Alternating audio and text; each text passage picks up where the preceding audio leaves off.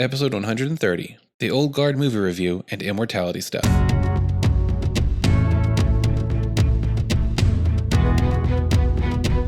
Hi, this is Daniel with the Visionary Variety Podcast, and this week we'll be reviewing Netflix's original film, The Old Guard, as well as discussing the idea of immortality in the real world. Well, let's get started.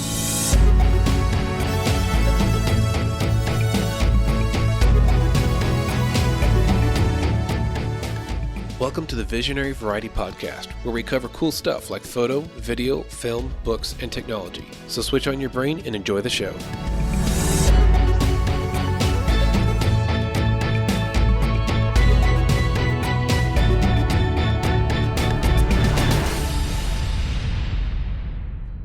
Hey, this is Daniel. Thanks for checking out the podcast this week. We've got with us two other people on the show. Nate, how you doing? What's going on? And Abi, welcome back. Let's do this. Hey, Nate, are you on the beach or something right now? What's going on? I wish I was tomorrow, but yes. Oh, that's tomorrow. Ooh. Darn, I was hoping I was ruining your vacation with this podcast recording. No. If you were, I probably would not sound this good on the microphone. That's true. I'm sure. I'm gonna bring all your stuff.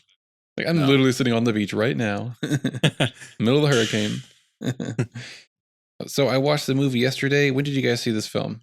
About 5 hours ago. Oh, nice. It's fresh. Good. I saw it over the weekend.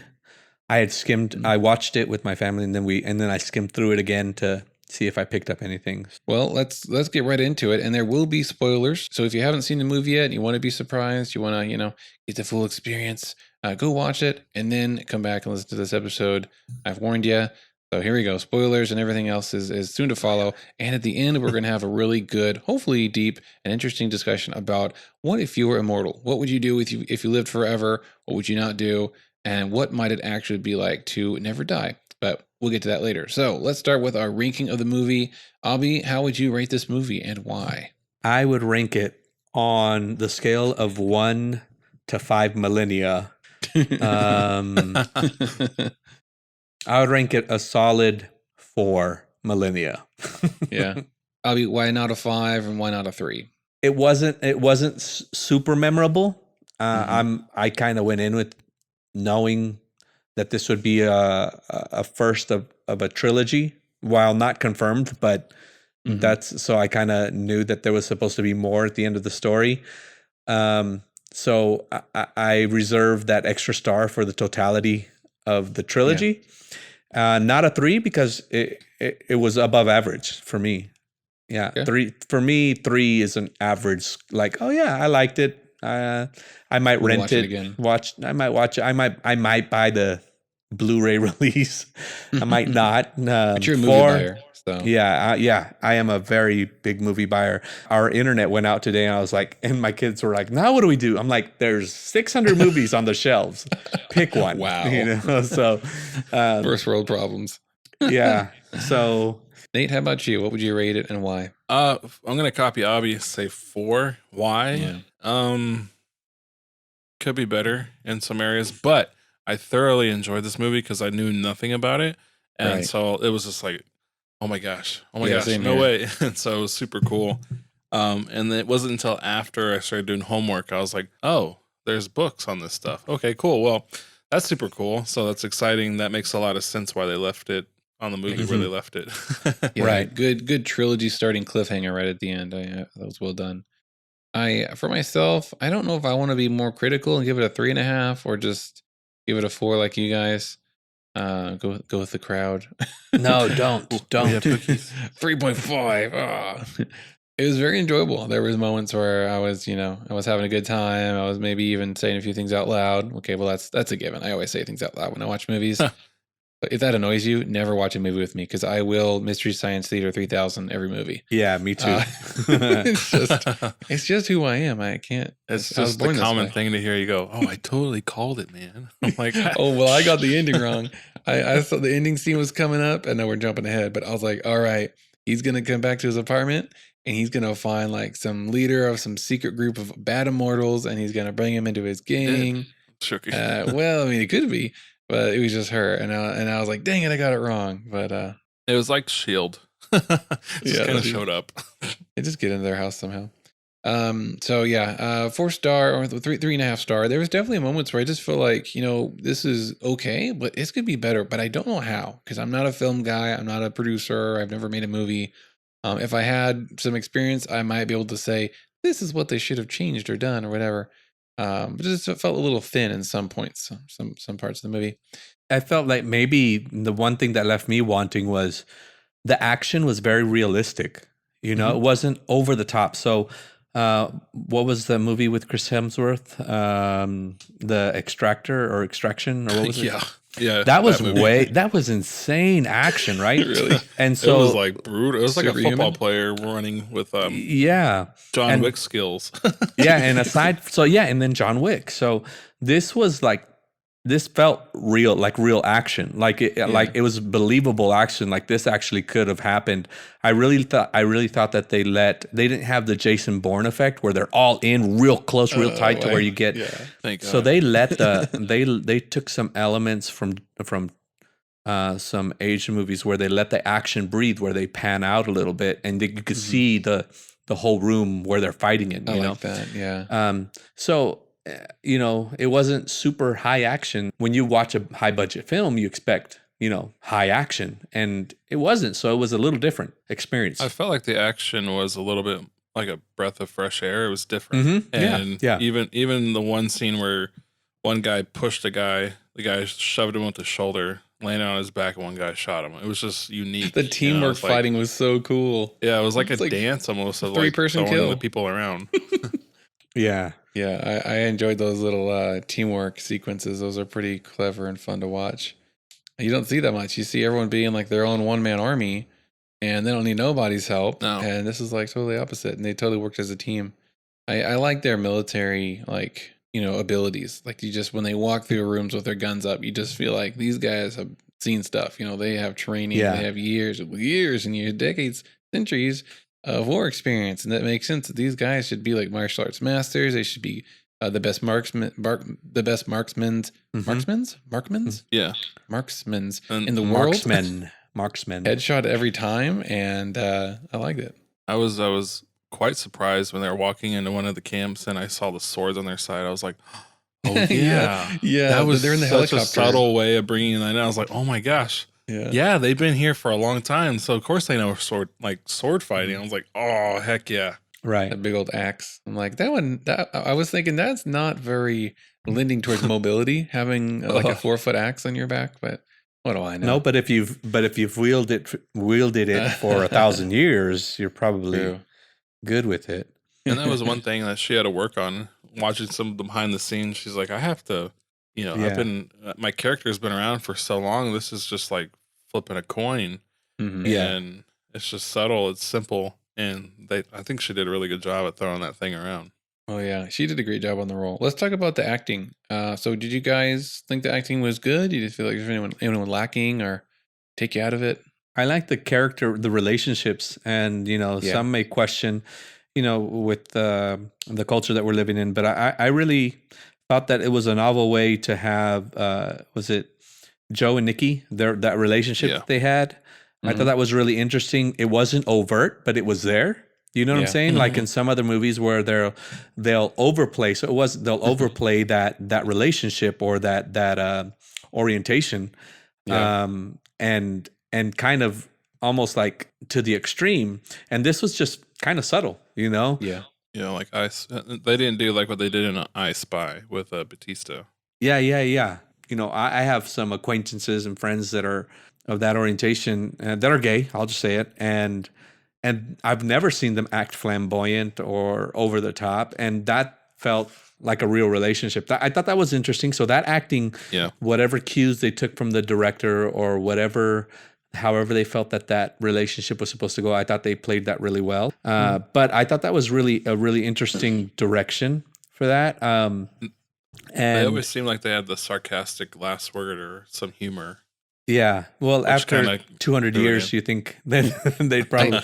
I really like the foodie scene where she eats that. What is it she eating? The little layered. The baklava. Yeah, baklava. So I like that character building scene where they all it's like a thing they do. They all put money on the table to bet if she knows or doesn't know where it's from. and doesn't tell you what they're doing, but you find out afterwards, and it's just a natural, funny, and character building moment.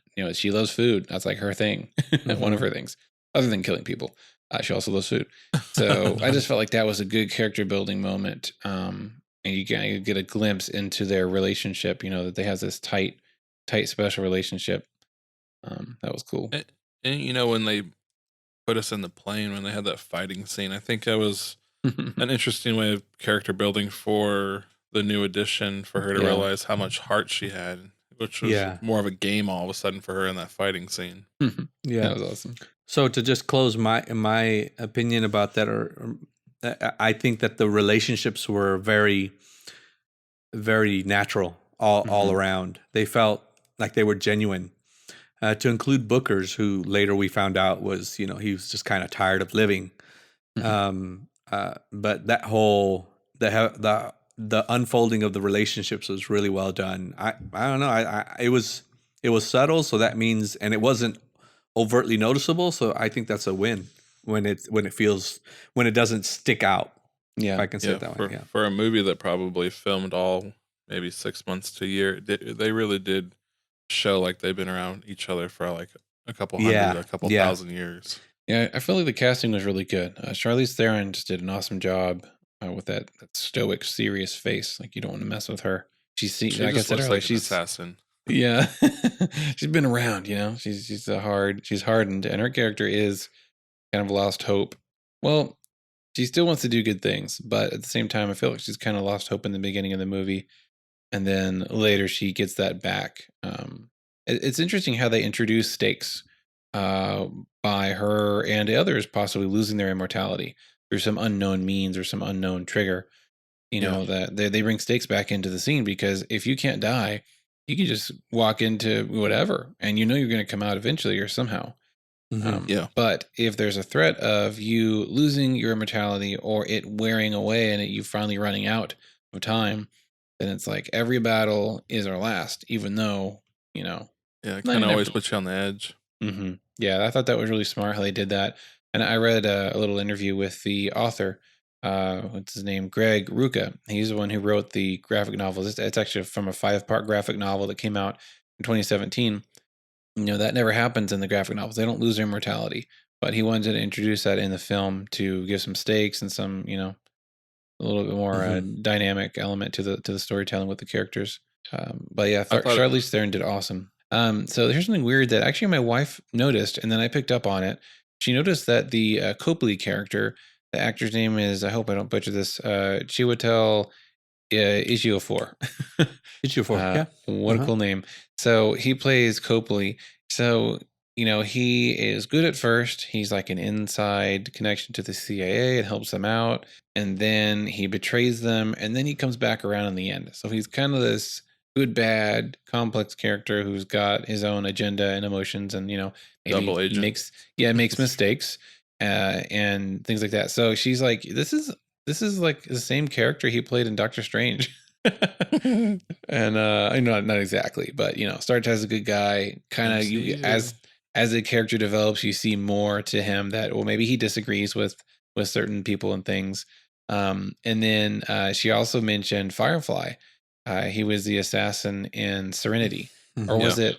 Yeah, was it the Firefly movie or the Serenity show? There was it's just Serenity, Serenity in the movie. Yeah. So she's like, yeah, he's kind of the same in that movie too, sort of a 2-layered person. I'm like, man, what's up with this guy? But Abi, you said you found something online about him. Yeah, he likes playing complex characters. It was an interview that I saw, I think, right when Doctor Strange came out, and he liked when characters are multifaceted, when they explore, the spectrum of light to darkness, dark to light, and things like that. Yeah. So that's like the antidote to being a Mary Sue, is you don't always make the perfect decisions. You don't always stay on the good side all the time, and you have other thoughts. So not a bad thing. That was definitely not his role in The Martian with Matt Damon. Oh, it was all good. Was there a bad guy in The Martian, or was it just nature? I don't know, man. Go watch that movie and when I first saw it, I was like, I think there's an alien gonna eat him. Let's just stay quiet. Tentacles any minute now. let's talk about the ending twist. Did you guys see that coming? Yes, I feel like I did. I knew that they were going to either somebody was going to find her, like maybe one of like a fishing ship or something like that, or boat was going to catch them in their traps or something like that, catch her in the traps. And so they put her in the Iron Maiden and lock her up, never to be, heard of again. And so I'm like, she's coming back. She's coming back somehow. If it's not in this movie, it's coming back somewhere. That's a breadcrumb right there. Yeah. I think it was subtle right when she had that dream. Yeah, when she had that dream, I was like, here we go. Something happened. Yeah, that's right. She there's describes disturbance in the force. Yeah, I saw the twist coming. I think I'm not sure because she looks pissed off at the end. She's really angry. She looks pretty villainy. I guess the question is she wouldn't know who he is though, because it was just her and. How would she know? That's exactly like how would she know who that is? Great question. It was just Andy and her. So how would she know? Well, this was in the Inquisition. Booker was he fought with Napoleon. So this was a couple hundred years, maybe 100 or 200 years afterwards. Andy was born in like 4700 BC. So she's like really ancient. She's the oldest one, right? And the battle she was fighting with Queen wasn't the Inquisition. That was something else, more like Greek or Mesopotamian or something. No, but the one where she gets captured and thrown into the Iron Maiden, that's during the Spanish Inquisition. Okay. And Booker says that he fought in the Napoleonic War he fought with Napoleon. So that's in the 1800s. So that's like 200 years after. Well, the Spanish Inquisition was in the 1700s, 16 and 1700s. So that's why it was it was 1492. That's why Christopher Columbus left. So Interesting. He brought Jews over, escaping the Spanish Inquisition. And that's why there's so many Jews in northern Mexico and in the islands and everywhere. So I did see the plot happening at the end, like the twist when she had that dream. But when it happened, I didn't think it was going to happen to him, which makes me, at the end, I was scratching my head. I was like, but she doesn't know who this guy is. And I was just like, wait. And then the movie was over. I was like, of course. I think it means that she's actually been around for a little bit longer. So she didn't just show up. It's almost like she's been hunting them as well. Yeah. And maybe that's where she gets her revenge. Maybe that's where she gets her vengeance or her anger from. The fact that they never. What will be her agenda if she does become the big bad, that no one ever rescued her? Is that it? Yeah, she's probably following and waiting to see if they ever. She's probably following them along for 50 years for all we know. Yeah. Are they ever going to come looking for me? Well, no, they keep going on their own glory roads and stuff. And I would think that would be the explanation. Just can't let go of the grudge, even though it's not her fault. and Andy tried. She said she tried to locate the sailors, but couldn't. I mean, you could tell she tried because, like, even in the chains, she was making her wrist bleed. I was like, oh my gosh. Yeah, she was super grief stricken and still was up to the start of the movie. Speaking of the start of the movie, the first trap the trap that's laid on them and the guys shoot them up. Those guys are a bunch of idiots. They shoot them up and they just turn around. They're just chilling, shooting the breeze. I'm like, dude, they know they had to have been given some clue that these guys are going to come back. And they just turn around like put their guns down. They literally just walked into a slaughterhouse. I was like, so stupid. Don't you think he would have brought that to their attention, like you said? Like, hey, when you shoot them again and shoot them again and keep shoot them again. Lock them up, shoot them some more. It's just like that. I have to agree with you. That was kind of like wait, what? Wait, what are you doing? Wait, hello. Instead, their plan was shoot them up and then take 5. And put your guns back on safety. Oh wait, load a gun! Hurry, wait! They unloaded the whole thing. They had to reload because they weren't. Oh, that's true. They're out of bullets. They were out of bullets. They unloaded their whole clips. But it reminds me of that scene with Agent Smith and in The Matrix. Going back to an old podcast here, when he says, "I think we can handle one little girl." Right and he said, "No, Lieutenant, your men are already dead." It's kind of like, yeah, that's great. A lot of times military personnel or mercenaries underestimate their targets. And I think that's why, that's my justification. Like, I'm trying to why would they think that way? And so from a veteran perspective, I'm like, they probably underestimated. They're like, oh, we're going to unload these clips and they're done. They're good. Super dead for sure. Yeah. And then walk away and they're like, job done, Yeah. Well, you guys have any final thoughts about the movie or anything else you wanted to bring up before we get to some juicy speculations? I was wondering if decapitating would separate, would whole movie. I was wondering that. What happens if someone just straight up cuts your head off? Will your head grow another body, or will your body grow another head? Like what if both happens? Yeah, a Deadpool. Yeah. What if both happens and now there's two of you? I'll be honest with you. That's what I was waiting for. I was like waiting for someone's hand to go. Swords were involved. I was like, yeah. I was like, I thought the special forces guy was gonna just blow him apart. Like at that one scene when he shot him in the mouth, I was like, well, that's that. Mm-hmm. Yeah. Brain, I guess your brains can heal too. I don't know. Yeah, everything was regenerative. You shouldn't have shot him. Let's see your whole body grow back. Like, oh gosh. Andy, she says, it doesn't mean that we can't die. Mm-hmm. So there's ways that they can die, but she didn't disclose it. Just like a lot of other things, she didn't disclose. Like in the back of my head, I was like, decapitation. That's one. Before we end the movie discussion, let's talk about that. This is probably a big topic of this whole movie review. Is we are hoping for more answers and more origin, more information, and or did you like the mystery? Do you like how they don't really touch on where things come from? Yes and no. I was like, well, what's that? But I was like, oh wait, I like not knowing, because that kind of leaves you on the edge. You're like, ooh, wait, what? Oh, wait. So it was really good. It was kind of some fresh air in a movie where I was just like, dude, this is awesome.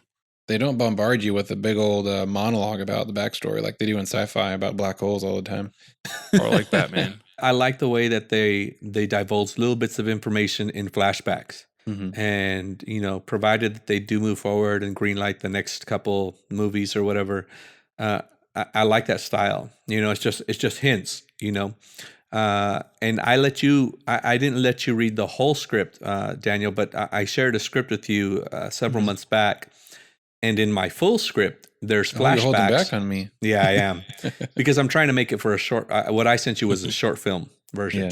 Yeah. But the longer form short film, which is like 10-15 minutes, there you see that character in that short film.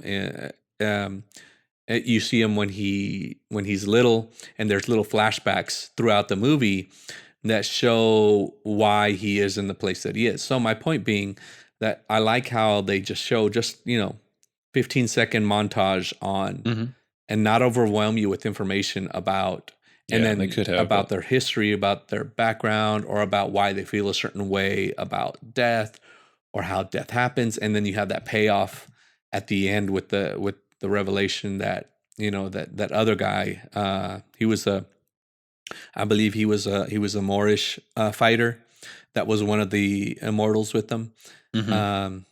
And how he ended up dying. And so there's that payoff with Andy Quinn, and I can't remember what that gentleman's name was that they saw die. Yeah. So I thought that was a really neat technique. I think that spreading it out that way, as opposed to just giving you 1 3-minute montage flashback of here's all your answers. Yeah, exactly. I thought it was really nice. It's almost like a mini plot.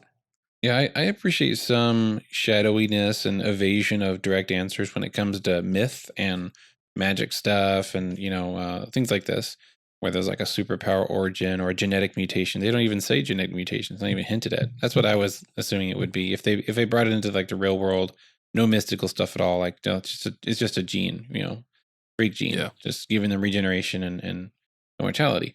But I don't know. I also would have liked a few more, few more clues or few more handouts of information. It was like maybe there was another one before her that told her a myth of where it came from, or something like that would have been kind of cool. Well, Andy does mention it. She says that when she was when it first happened, that she was considered a god, and then when she's trying to explain it to Niall, she says you have to get used to the supernatural. So there is some element of supernatural and superstition involved in the mythos of who they are. Well, I don't know. She's kind of mocking her religious beliefs too. So maybe she was just saying, "Hey, if you believe in supernatural stuff, then this is like that. We don't understand. I don't understand it, but maybe it's like your invisible God up in the sky." That's the mood that I got from that little line. Yeah, you're right. I didn't look at it that way. She's lost her faith. So let's that's a good segue. Let's talk about the idea of immortality, because this is something that comes up every now and then in fantasy and sometimes in sci-fi too. Things like Highlander and what are some other immortal related stories? The Man from Earth. Have you heard of The Man from Earth? No. I think it came out in the early 2000s, and basically he sits down. It's a retirement party. He sits down with his friends and his colleagues, and he's explaining to them, he goes through these. He's basically, it's a confessional. He's telling his friends, "Hey, I got to move on," and they're inquiring as to why. And so it turns out, long and short, spoiler if you haven't seen this movie, that he's basically immortal, and that he is. He doesn't know why he's destined to wander the earth, and he expounds on some of the things that he's done. So it's a really great concept. He goes in and he's totally flipping everybody's lid. It's like everybody's like, no, this is not true. But then he's answering questions from when they were little kids and all this stuff. Oh, and gosh. Yeah, and it's really, really interesting. So that's kind of what this reminded me of. I'm like, it was like, what if the Man from Earth was a warrior? Yeah. So, or the Man from Earth was in equilibrium or something, Well, every time that more immortality is presented in usually in fantasy, well, I guess sometimes it's technological or mutation related in sci-fi, but every time it comes up, there's usually different rules, like certain things can kill you, certain things cannot. Maybe you have a weakness, maybe there's a source of your immortality, like a talisman or a Horcrux or something like that. But it brings up a lot of questions, like what if you did live forever? What would you do? First of all, the biggest question I think is, what would you do with all that time? Even if it were just 1,000 or 10,000 is still inconceivable of amount of time to live. What would you do with all those years? And I wanted to actually ask you guys, what would you guys do as of right now with your, with what what would you like to do with all that time? You have a plan or a dream, goals, anything like that? What do you think? Not die, live as long as she did. Not get decapitated. Yeah, that would be the goal. Top of my list right there. Yeah. Gosh, dude. Well, I'll answer first since I brought it up. And this is one of those questions where I feel like it's very telling. You could even ask this on a first date. Well, if you're dating a nerd, or you meet someone who's like, "Hey, here's a random question I found online. What would you do if you could live forever?" And I feel like it's really telling. And I asked it on Facebook actually, and I got a lot of different answers, a lot of great answers. Some were super simple. One guy said he would whittle. I guess he likes to whittle wood, and he would do that for the rest of his eternal life. Another person is like huge, elaborate. Dude, I found this one guy on Quora. It's like a answer a question website, which is really cool. And he just wrote a freaking essay. It was really good, but it was really long. This guy's got plans, and I guess he's expecting some breakthroughs. He's been thinking. Yeah, maybe he knows something.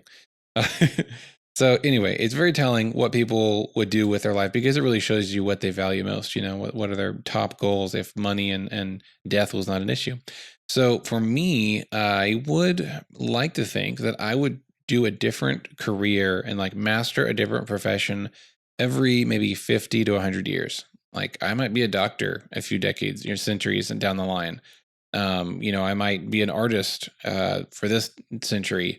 I would like to change careers, because I feel like you could master something in 20 to 50 years, and not that you don't get better in things, especially when in creative endeavors, you always get better, right?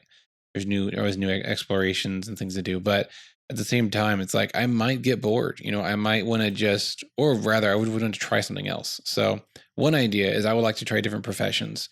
Another idea is I would like to, help mankind in the best ways possible. Clean up the earth, find technologies that can, help other people who don't have immortality live a better, more fulfilling life, and get as close to God as I can, and spread that around the world, and bring as many people I know to the truth with my long life. That's a pretty big platform to have. But I guess I should ask this question first: is would you guys want to be a public immortal or a private immortal? Would you live in secret, or would you be okay with it being out there in the movie? Could you be a public immortal? I mean, if everybody was immortal, it's one thing. But if you were one of 20, say, they would, the humanity wouldn't stand for it. I don't think that they would treat you just like they did in the movie in the Inquisition.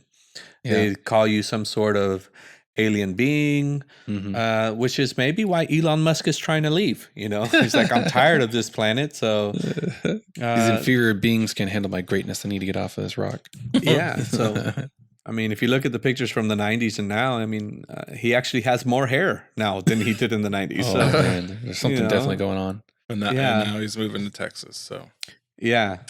So, Nate, how about you? What would you do as an Eternal? To be completely honest, I would probably, it wouldn't be too far off with this movie. That would be pretty awesome to learn certain skills over a certain amount of time and just, I don't know, figure out how to float around like they do and help with current events. Hopefully learn something new. Gosh, all that time. Yeah. Hopefully not just be like Thor couch potato. Anyways. There'd probably be a couple 100 years where you were a couch potato, just like. Probably. Definitely, if I was going to stick around that long, I'd have to set goals. Yeah, totally. Knowing that I have all the time in the world to accomplish them. And hopefully by every decade, there's something either different I'm doing or knowledge I'm gaining or. Yeah, with all the new skills you'd be learning, things you'd be observing, I think you would just naturally become like an archiver, like a collector of history and information. That's what I'd like to do. Just go to DC, one of their libraries. You're like, I'd like to have a library card. They're like, okay. And you're there every day. Yeah, start memorizing everything. That would be amazing. I don't know when the part of your brain would gather knowledge and forget. Because like in the movie, they were forgetting stuff. Oh, you're right. They didn't really remember stuff. I think that when they saw that wall of all the different events, I think they were like, oh, yeah. Oh. And then the movie... Yeah, Andy says that she doesn't even remember, or at least they allude to the fact that she doesn't even know how old she is. She doesn't remember where she was born or when, and she doesn't remember her mother's face. And I think that that's definitely probably the biggest threat to living forever is memory loss and, imperfect memories. Yeah. In the movie, they mentioned that Andy has forgotten more ways to kill than these men will ever learn in their lifetimes. Yeah, that was really crazy. Clever. But I actually remember a podcast from years ago, and they were talking about brain compression. Ooh. And the data that you accumulate at any given second is, we're talking about audio, tactile, we're talking about visual, all the sensory. So there's a lot of things going on, and the amount of information, my point being that the amount of information that your brain intakes at any given moment is on the teraflops of information.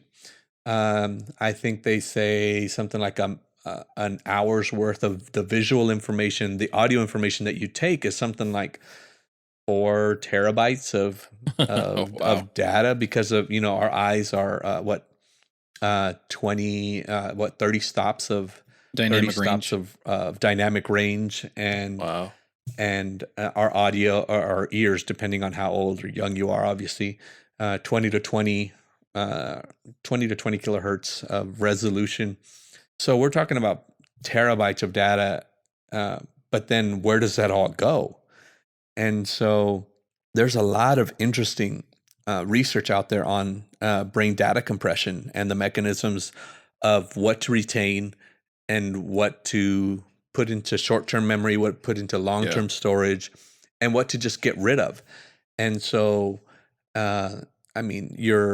there's somewhere, it's not like some ethereal, just empty space that this information goes to.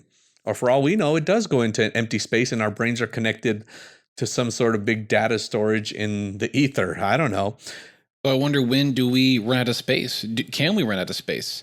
I was reading a report, or a research report, about how just the information that's retrieved in your eyes, in mice, they did this thing where they injected this iodine, this fluorescent iodine, and they watched the information change in the receptors, like dissipate over the course of an hour. So whereas they started in the eyeball as a change in image, let's say, and I think they said like an hour.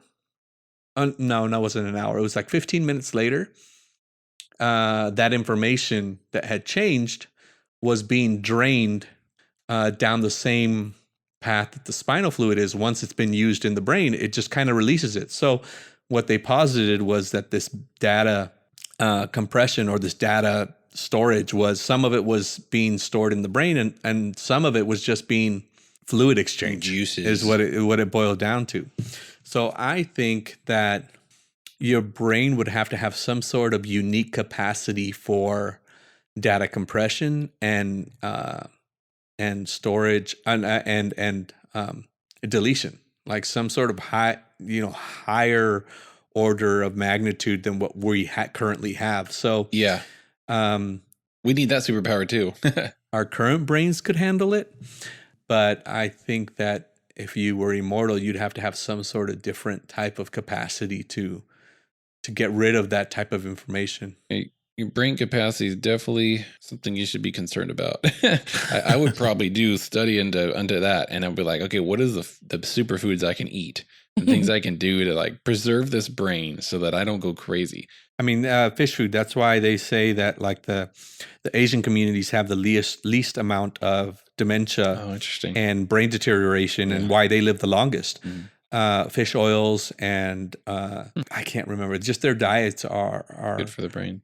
Are good for the brain. So, Abi, we haven't heard your list of things. What's your list of to-dos? Yeah. Your honey-do list for immortality? Well, I would probably be a private immortal, but I would try to figure out a way to be an Elon Musk for a generation, or then fake your death and do it again. And do it again. Yeah, different face. Yeah, just go. I mean, because Elon Musk, for all intents and purposes, let's say he is real, or he is immortal. I mean, he is real. Let's say he is immortal. He could go out and hide out for 150 years, then come back and say, "Oh, I'm just a great grandson." Or if nobody can tell, it's just like, "Oh, it's just an anomaly in the gene pool," that I looked like him or whatever. Right.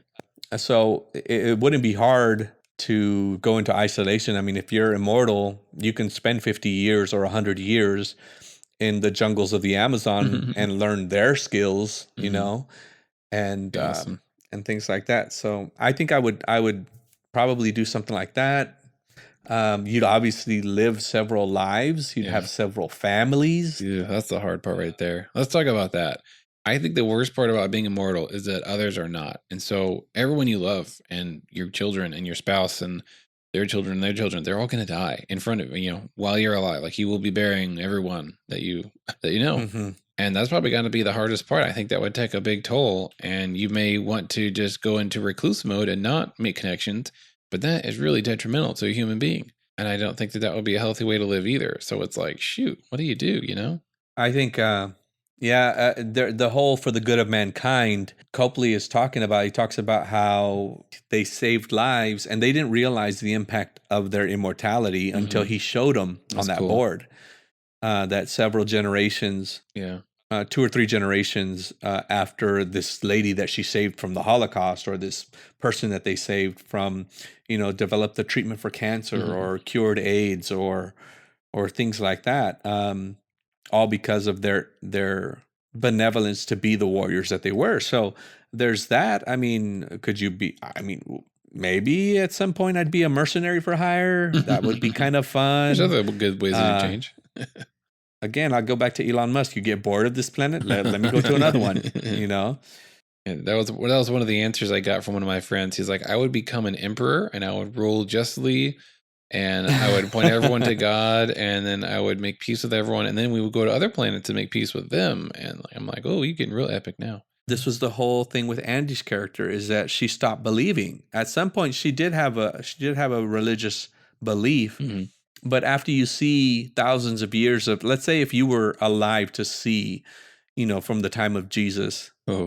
Up until now, and you see what the church has done, you see what other religions have done, and you've seen the Inquisitions, you've seen how the priests treated you and the church treated your kind, and you've seen the atrocities not necessarily done by people who are faithfully Christian, but people who use the name of Christianity to wage wars, or used other religions to wage wars, or political ideologies to wage wars. At some point, I would think that you would probably lose faith in humanity's ideology. Yeah. And so that would make you a complete secularist, which would turn you into some sort of emotionless warrior. Mm-hmm. It's like, well, I can't die. I might as well try to at least make life good for a couple of people. And I think becoming that warrior is the purpose. You don't understand they didn't understand the purpose until Copley showed them and validated their existence, which was what was cool. I thought that was really neat. Mm-hmm. But yeah, would you think that seeing all that firsthand, I mean, we read about it in books, but would you think that, I mean, sometimes I look at evangelicals and Christianity, I'm like, oh my gosh, guys, come on. And I've only been alive for 40 years.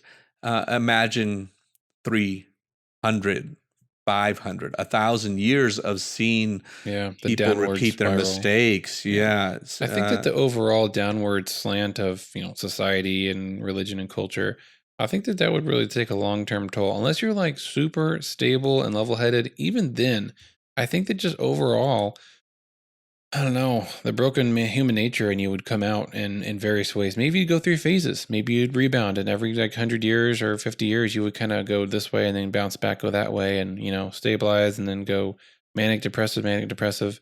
I feel like the threat of encountering or developing mental illness or depression is very high with living so long and seeing not only everyone you love and touch go away, but also just the world and how it is getting, crazy and staying crazy. That would be hard to deal with. Yeah, it's hard to quantify what we would do from our mortal perspectives, because when you think about the scope of eternity or eons, it just doesn't. We can't quantify. We can't rationalize what that would be like. Yeah. Other than these mortal goals. And so that kind of leads me to think about like our belief system, where we do believe in an afterlife. Mm-hmm. And I don't say that I have the answer to life, but where everything is cyclical and things are types and shadows. You guys have probably heard this preached or taught at some degree, is like what I mean, technically this is what our afterlife is. Mm-hmm. In the Christian belief, is that we will live for eternity. Yeah. Whether it's in this corporeal body. Well, it's not going to be in this corporeal body, according to our tradition and our belief system. It's that we will have a glorified body, a body that never dies, a body that never hungers. Mm-hmm. And that's not to say that we won't eat. It's just we won't be hungry. Well, I'll be eating for sure. Baklava. There you go. So I've always wondered, well, what does that really look like? And so I'm getting a little bit spiritual, if you don't mind, for a second. And this is something that I've actually taught on when I was teaching in Bible college, and when I taught, when I spoken at different places, is, to me, if we are cyclical in types and shadows, and we look at, for example, either of you recall to me what it was like in your mother's womb? In Spanish, when you're born, it's called it says partir luz. In other words, you've come into the light. Mm-hmm. Is the literal translation, partir luz. That means that when the baby is born, they see the light of this earth, blah, blah, blah, and but for all intents and purposes, that if there is consciousness inside of the womb, which we believe, that baby thought that was all there was to existence. Yeah. And so when they came into this world, and they existed in our realm outside of the womb, they were like, whoa, now I understand why I needed my lungs. Now I understand why, well, not necessarily understand, but now all those things, those organs that were developed inside of that baby during the fetus or during the fetus stage, mm-hmm. All of those things are now put to use in this life. And so I look at our life, all of these talents that we that we garner, all of these skills and this knowledge that we garner during our 80 to, Japanese people living 110 years, 70 to 110 years on this life. As a matter of fact, the Bible says that we were granted 120. It's only Israel that was given the 80. So we actually can live, if we hold on to that promise, to 120, and not a frail 120. We should be able to live strongly till 120. Yeah. Should. That's how I should. Yes, exactly. Should. So I believe that the things that we are learning now, the things that we're doing now, both of you guys are creatives. You love to capture images and see images. What if that when you get into the afterlife, your purpose or job is to go to this other planet, because we know they're continuously being created. We see that in science. Science backs that up. What if your job is to go to that planet and create landscapes and create images and scapes of beauty with color and things like that? Yeah, I think that we'll be given tasks to do in the eternal age, corresponding to what God's blessed us with here. Gifts and talents and callings and passions. I think that they'll extend in new and awesome ways into that perfect new eternal world, for sure. And that's what I think of. Like when I think of this kind of speculative fantasy idea, where like, oh, what if I was immortal here on Earth? Like I would do things that probably the same things I do in what I really believe in afterlife, eternity. I mean, they even say that when people have had near-death experiences, that you go into the light, and it's just another rebirth. I mean, the Bible speaks of it about as our mortal death being a birth into eternity. Coming back to the question of how would we live? How would we stay mentally stable? If we lived, if we never died here on the earth, I think it really all depends on your mental health and your worldview and what you're doing with yourself.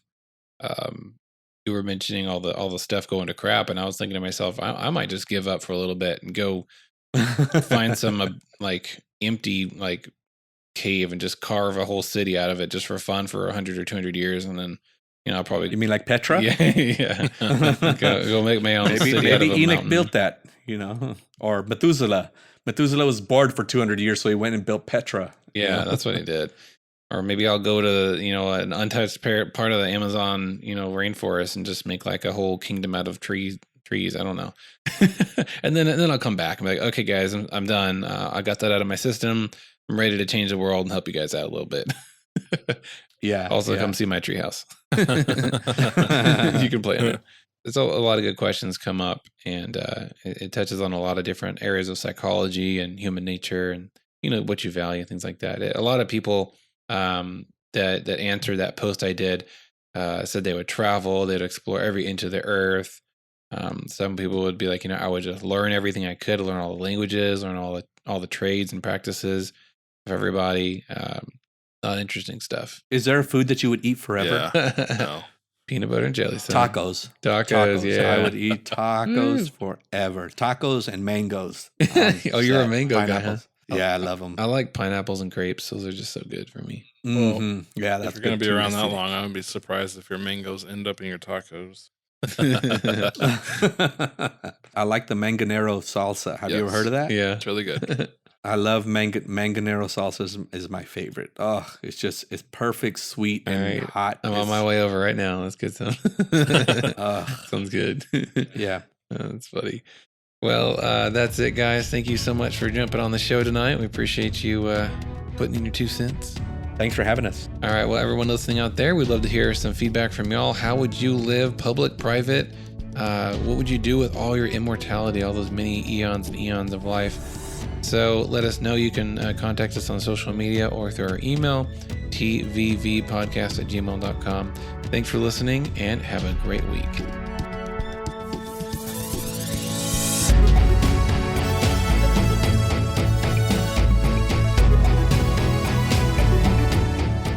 If you like this show, be sure to subscribe on your favorite podcast app. You can also find our previous episodes there and listen whenever you want. We love to hear from our listeners, so if you have any comments or suggestions for future episodes, you can reach us at tvvpodcast@gmail.com. Thanks for listening and have a great week.